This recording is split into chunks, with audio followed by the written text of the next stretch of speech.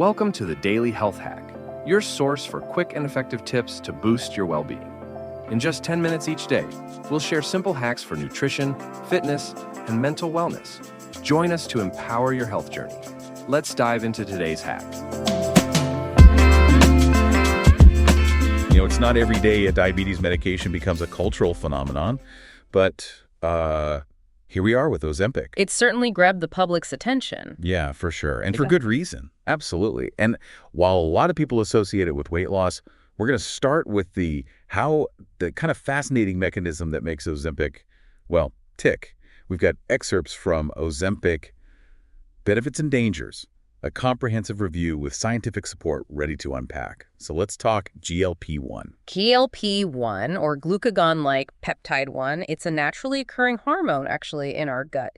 It plays a really key role in regulating blood sugar and appetite as well. And this is where Ozempic steps in, right? It's like a clever mimic. Precisely. Sort of steps in, does the job for it. Yeah, Ozempic acts as what we call a GLP-1 receptor agonist, which basically means it binds to those receptors and produces similar effects to GLP-1 itself.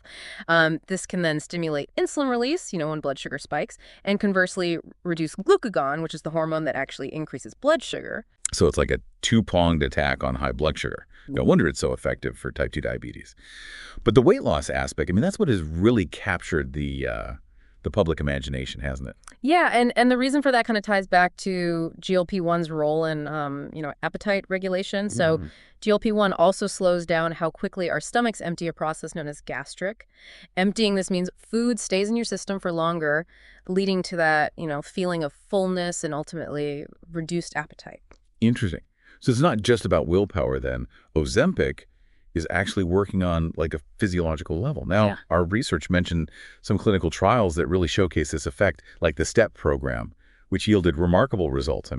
Yeah, it was particularly noteworthy, that one. Really stood out. Yeah, in individuals who were, struggling with obesity, a higher dose of semaglutide, that's the active ingredient in Ozempic, resulted in an average weight loss of 15% over about a year. And put that into perspective, that surpasses what you typically see with lifestyle changes alone. Wow, 15%, that's substantial. It's impressive. Yeah, no wonder there's so much buzz around this. But, and I think this is crucial to emphasize here, it's not a magic bullet. Our sources were also very clear about, potential risks and side effects. Absolutely. Yeah, we have to acknowledge that. This isn't just a free ride. While some side effects might be generally mild and temporary, like nausea, which a lot of users report, others can be potentially more serious and require, careful consideration. Right. The review mentioned pancreatitis, which is a, painful inflammation of the pancreas, and even the possibility, albeit slight, of thyroid tumors. And, while the occurrence of these more serious side effects is relatively low, it's still essential to be aware of them. Knowledge is power and all that. I couldn't agree more. And that's precisely why we need to kind of delve deeper into both the potential benefits, as we have been, but also the risks of Ozempic. For example, the review also highlighted some promising cardiovascular benefits. Oh, that's right, yeah. I read that Ozempic has shown potential in reducing the risk of what they call major adverse cardiovascular events, such as heart attack or stroke, in people with type 2 diabetes who already have established cardiovascular disease. Exactly. And that's really significant because, cardiovascular disease is a leading cause of death for those individuals. Right, so while Ozempic is, primarily known for blood sugar control and weight loss, it's essential to recognize these potential broader health benefits as well. Yeah, this is why I find these deep dives so fascinating. It's like peeling back the layers of an onion, revealing these new insights with each layer, but it also, I think, really underscored the importance of approaching any medication, even one with, such promising potential, with a balanced perspective. We can't just focus on the positives and ignore those potential downsides. Precisely. And that's where we'll pick up in the next part of our deep dive. We'll be shifting our focus to the potential risks and side effects of Ozempic, digging a little deeper into, what the science tells us so far. Stay tuned, because we're just getting started. We'll be back with more insights and analysis in part 2 of our Ozempic deep dive. Welcome back to our deep dive on Ozempic. Now, in the first part, we delved into the science behind Ozempic, exploring how it works, some of its potential benefits. But as we all know, every coin has two sides. That's an important point to remember, yeah. While we've seen, some really encouraging results in studies, like the significant weight loss seen in the STEP program and those potential cardiovascular benefits we talked about, it's crucial to acknowledge that no medication is without its potential downsides. Exactly, and our sources were very upfront about that. So let's unpack those potential risks and side effects associated with Ozempic. Sure. One area that requires, I think, particular attention is the gastrointestinal system. Ozempic can cause a range of gastrointestinal issues, the most common one being nausea. Yeah. Nausea seems to be a recurring theme, especially in those early stages of treatment. It is, yeah.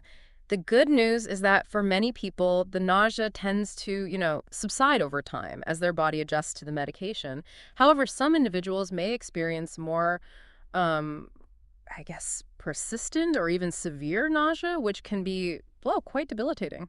Yeah, that makes sense. And it's certainly something to consider, especially for someone who might already have, like, a sensitive stomach. Precisely. It's all about weighing those potential benefits against the potential risks, really on an individual basis. Now, in addition to nausea, other common side effects can include vomiting, diarrhea, and constipation.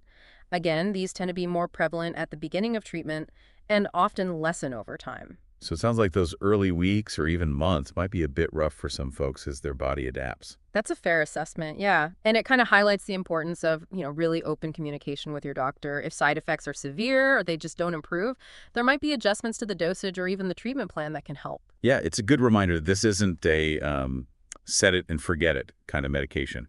Close monitoring and communication with your healthcare provider are really key. Absolutely. Now, beyond those sort of more common gastrointestinal side effects, there are also potential, albeit less frequent, risks that we should, discuss. The review specifically mentioned pancreatitis and thyroid tumors. Right, those were definitely concerning to read about. Could you elaborate on those a bit more for us? Of course. Pancreatitis, as you mentioned earlier, is an inflammation of the pancreas, which can be, well, very painful and in some cases even life-threatening. And what's the link between Ozempic and pancreatitis? Well, while the exact mechanism isn't fully understood, it's thought that GLP-1 receptor agonists, like Ozempic, might increase the risk of pancreatitis in certain individuals. It's essential to note that the overall risk is still considered relatively low, but it's crucial to be aware of the potential connection. So being vigilant about any symptoms and reporting them to your doctor immediately is crucial. Absolutely, yeah. And the same goes for the potential risk of thyroid tumors. Studies have shown a possible association between GLP-1 receptor agonists and an increased risk of certain types of thyroid tumors, specifically in rodents, though. Rodents, right. So how does that translate to humans? That's the million-dollar question. While the data in humans is more limited and hasn't definitively established, a causal link, it's a finding that researchers are taking very seriously. So more research is definitely needed in this area. Without a doubt, it's essential to have, as complete an understanding as possible of both the short-term and the long-term effects of Ozempic, especially as its use becomes more and more widespread. Which brings us to, I guess, another crucial aspect of this discussion, the long-term implications of using medication like Ozempic, particularly for those who don't actually have diabetes. While, that initial research is promising, we're still in the relatively early stages of understanding its full impact over the long haul. You're spot on. We've talked about the potential for weight loss and those cardiovascular benefits. But what happens when someone stops taking the medication? Is the weight loss sustainable, for example? Are there any long-term metabolic consequences that, we haven't yet uncovered? These are all questions that require further investigation. And let's not forget the psychological aspect of all of this. We're talking about a medication that can significantly impact, appetite and weight, which are so deeply intertwined with body image and self-esteem. That's such an important consideration, yeah. While Ozempic can be a really valuable tool for some, it's not a substitute for addressing, those underlying psychological factors that might contribute to unhealthy eating habits or body image issues. Yeah, it's all connected, isn't it? The physical, the mental, the emotional. Yeah. It's never as simple as just taking a pill. You've hit the nail on the head. And that's why, as with any medical intervention, I think a holistic approach is essential. This means considering not only the physiological effects of a medication like Ozempic, but also those psychological and behavioral aspects, too. So as we move into the final part of our Ozempic deep dive, we're going to shift gears a bit and explore the cultural impact of this drug. Because, let's face it, Ozempic has transcended the realm of medicine and has really sparked this wider societal conversation about weight image and our relentless pursuit of those quick fixes. It's a fascinating phenomenon, yeah. And one that definitely deserves a closer look. Absolutely.